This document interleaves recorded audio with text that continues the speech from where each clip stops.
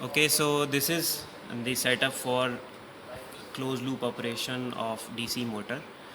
So this is the closed loop system which we are seeing today. So this one is the reference which we can vary with this knob. So we can see the voltage, reference voltage here. So we can vary the reference from 0 to 1 volts. So it is going beyond that, but we will keep it to 1 volts. Okay. So then we have forward gain, which we can vary from here. Then after the forward gain, we have two controllers in parallel. One is the PWM generator, and one is the SCR based control. So in PWM generator, what happens? Whatever the voltage is here, correspondingly pulses are generated. If voltage here is high, so the pulse width of PWM is uh, large, and if voltage here is low, so the PWM pulse width are small. Similarly, in case of SCR, if voltage here is large, then the alpha angle of the SCR is small, and if voltage here is small, then the alpha angle of this SCR is large, so that the resultant output which we are getting here, the average value or the RMS value, these will be depending upon the alpha. So if voltage here is more, alpha is less, and the RMS value or the average value which we are getting here is large.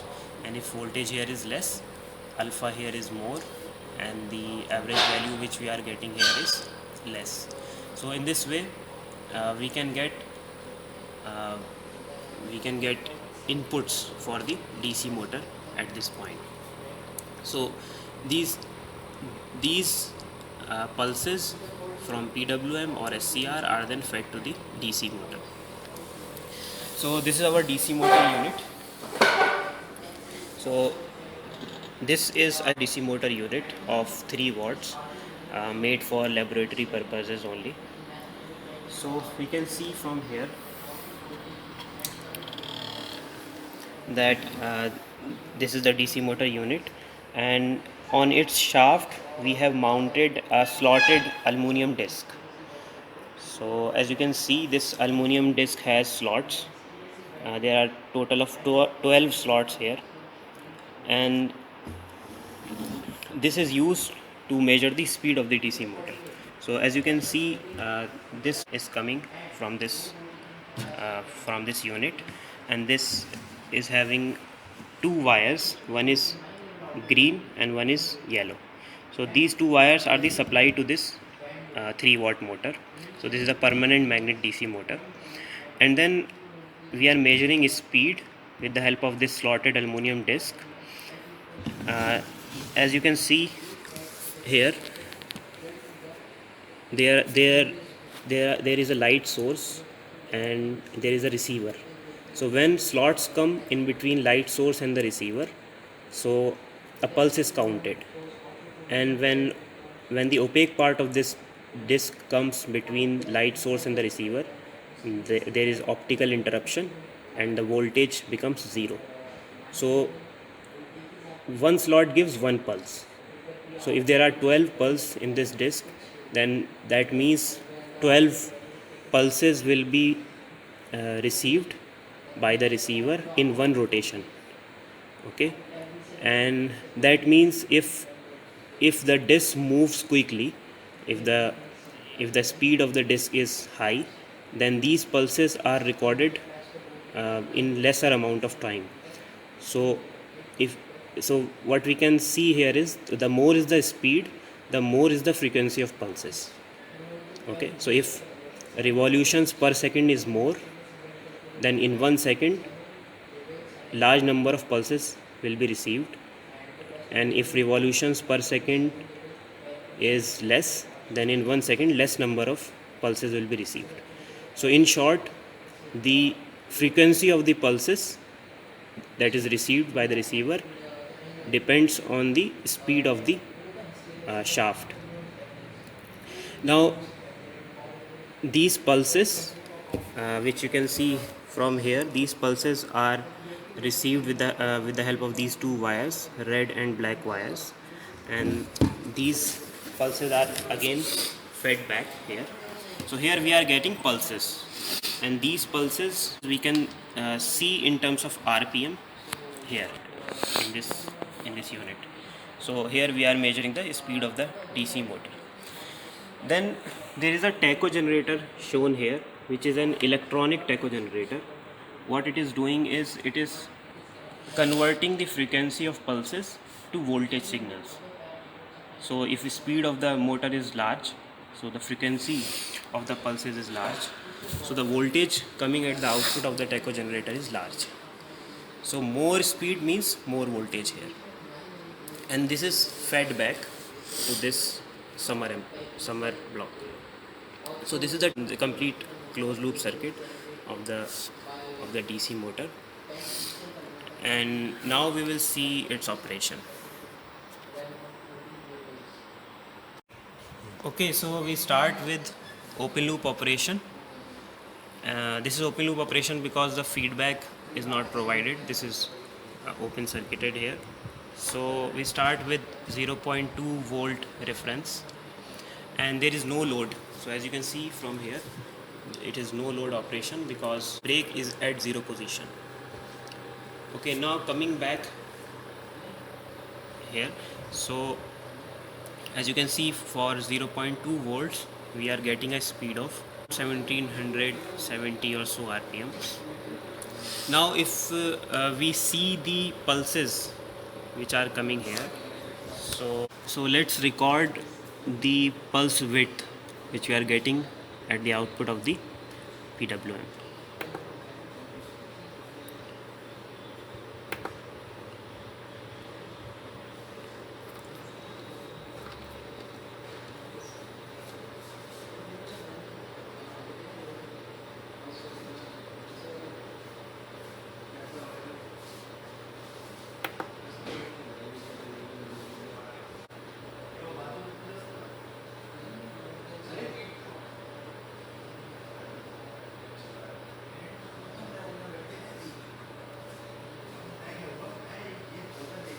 Okay, so as you can see here, it is 560 microsecond width.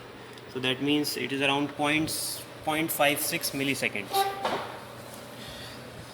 Now if we increase the reference voltage here, so the pulse width should increase because it is an open loop operation. So if we increase the reference voltage, so the speed increases, of course, because the PWM output pulses width is also increased.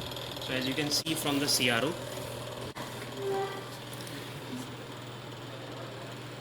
now the pulse width is around 940 microsecond or 0.94 millisecond. Now we can keep on doing this for other readings. Let's say we take it for 0.8 volts. So as you can see here, the speed has increased to above 3000 RPM, and pulse width is also increased to 1.72 milliseconds. So in this way, the operation of the open loop system of DC motor works.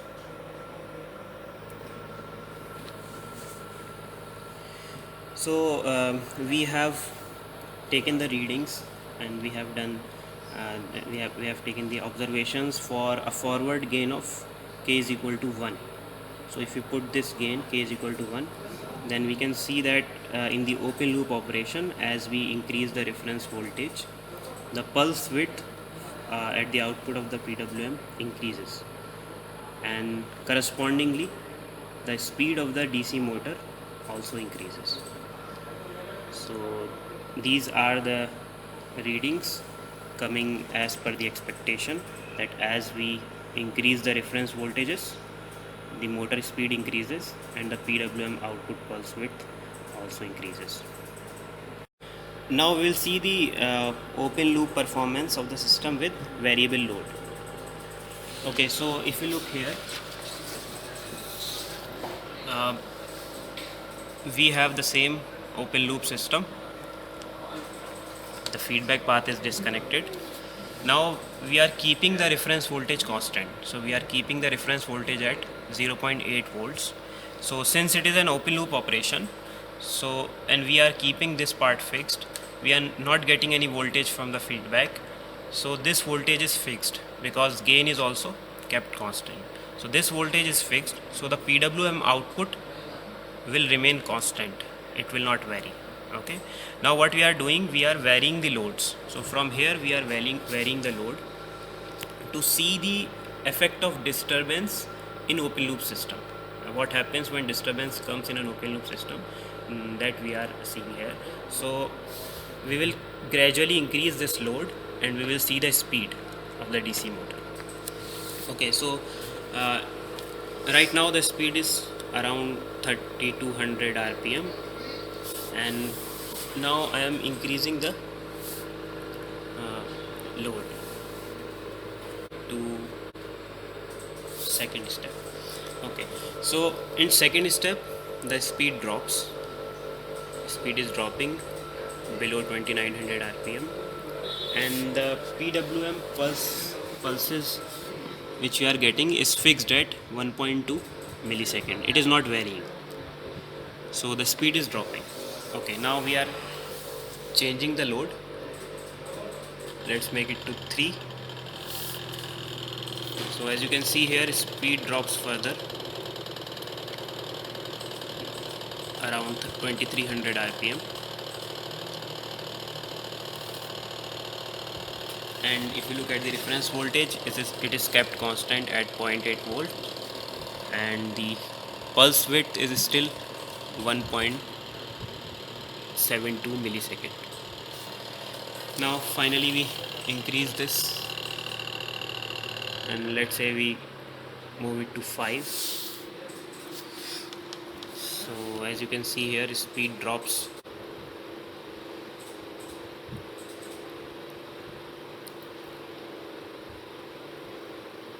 so what is the end result? At the highest load setting we are getting for around 1450 rpm.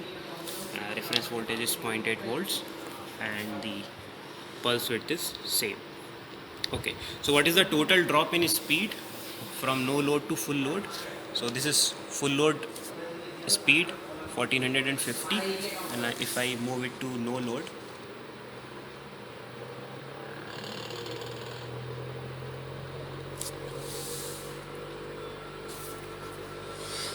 so the speed here is above 3000. So it is 3150 and full load speed was 1450. So the drop, you can calculate the drop in speed from no load to full load from here, which is around 1600, I guess 16 or 1700 rpm drop in the speed. Now the open loop operation of the DC motor with variable load was observed for our system, and in this case we have taken gain of 1 and reference volt of 0.8 volts. So now if you take gain is equal to 1, so this is the readings you are getting for various load settings from 0 to 5. We can see here, since the reference voltage is constant at 0.8 volts, the PWM widths are not changing and the speed is going from 2000 to 1360 rpm. So in the demonstration we had taken different gain, that's why the speed was coming from 3150 to 1450. Here we have taken gain of 1, so we are getting these readings. So there are drops in rpm of around 700, so 700 revolutions per minute is the total drop when we move from no load to full load in open loop operation. Now we will see the closed loop performance of our system with variable load. Here we expect that even in case of uh, the variation in load, the closed loop should try to adjust the speed to a constant value. So the drop in speed with change in load should not be as much as we have seen in case of open loop system. So if this is the case, then our closed loop system is working fine. We are connecting the feedback path. Okay, so we have connected the feedback path. Now the gain here, this tacho generator output, which is an electronic tacho generator, as I have explained earlier, the gain here is adjusted so that for every 1000 rpm here we are getting 0.5 volts here. Okay, so if the speed is 2000 rpm for example, then tacho generator output should be around 1 volts. So with this we start. We are taking a reference of let's say 1 volts.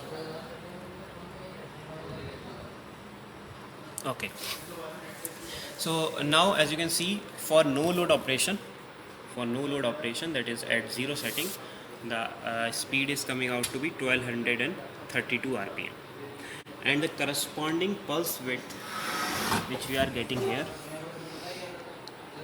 is small.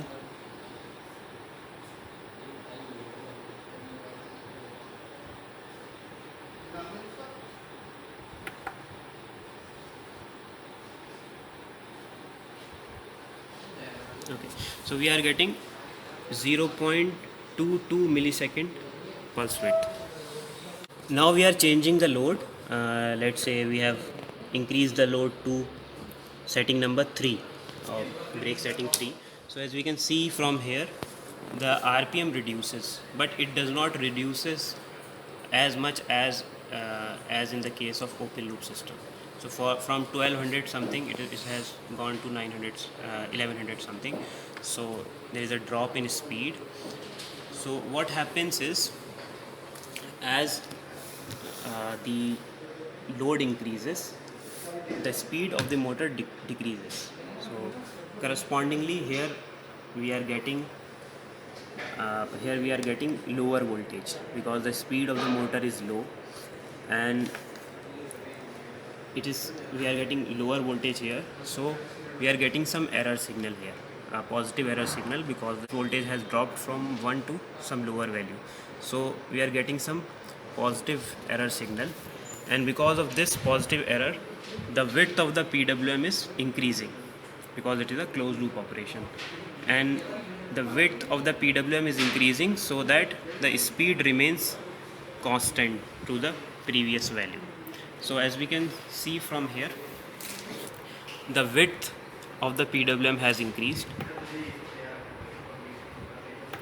Initially it was 220 microsecond, and now it is coming out to be 720 microsecond. So the closed loop is working fine, as it is adjusting the width of the PWM block. Now let's move it to the highest load setting, setting number 5. So as you can see here, the speed has further dropped to 1152, and in order to keep the speed constant, the PWM width has been increased to 1.3 millisecond. Okay, while the reference voltage is still the same. So the closed loop operation is working fine, but as you can see from here, initially the speed was 1230, around 1230. Now the speed is around 1153. So in total there is a drop of uh, less than 100 rpm. So this is the advantage of closed loop system, that even in case of the disturbances, the speed drop is not as much as in case of the open loop system. In open loop system, we have noticed a drop of around 1600-1700 rpm, and in the observation table we have seen the drop of around 700 rpm. But now in closed loop system we are getting a drop of less than 100 rpm, and this is the operation of closed loop system to control the speed of a DC motor. Now you can see it from the table also. We have done the experiment for gain k is equal to 10 and reference voltage 1 volts.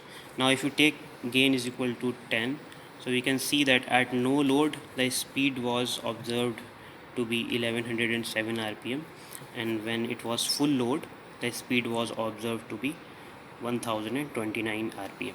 So in this case again this is a drop of less than 100 rpm, and you can see the closed loop is adjusting the PWM pulse while the reference is still the same, it is constant. So PWM is adjusting its pulse width because of the closed loop operation.